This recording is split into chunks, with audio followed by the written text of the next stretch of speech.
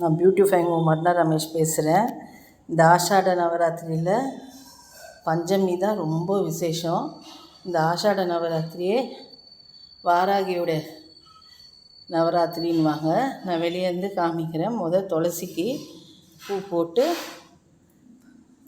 விளக்கு இப்போ கோலம் பாருங்கள். அடுத்தது எங்கள் பிள்ளையார் பாருங்கள். எங்கள் பிள்ளையார் தான் முழு கடவுள் இல்லையா? அவரை கும்பிட்டு அதுக்கப்புறம் பாருங்கள், இதோ இப்படி தான் அலங்காரம் பண்ணியிருக்கேன். எங்கள் வாராகியை வச்சு, வாராகிக்கு செவ்வரளி, சிகப்பு செம்பருத்தி இதெல்லாம் தான் ரொம்ப விசேஷம். பாருங்கள், காமாட்சி அம்மா விளக்குக்கு அரளிப்பூ வச்சு, இந்த கீழே மாதுளம்பழம், நெல்லிக்காய், சக்கரவள்ளி கிழங்கு, 5 விளக்கு நெய் போட்டு சிகப்பு திரி போட்டு விளக்கு பொருத்தியிருக்கேன். அப்புறம் பிரசாதம் பானகம், கேசரி, கருப்பு உளுந்து, சுண்டல் இதெல்லாம் வச்சுருக்கேன். நான் ரொம்ப எளிமையாக தான் பூஜை பண்ணுவேன்.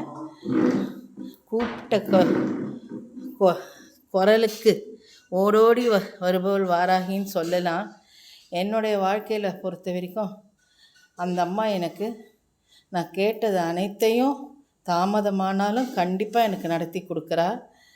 வாராகி இப்போ உள்ள சமீப காலத்தில் நடமாடும் தெய்வம்ன்றாங்க. நீங்களும் வாராகியை இப்போ நிறைய பேர் கும்பிட்றாங்க. நீங்களும் எல்லாரும் இந்த வாராகியை பஞ்சமி திதிக்கு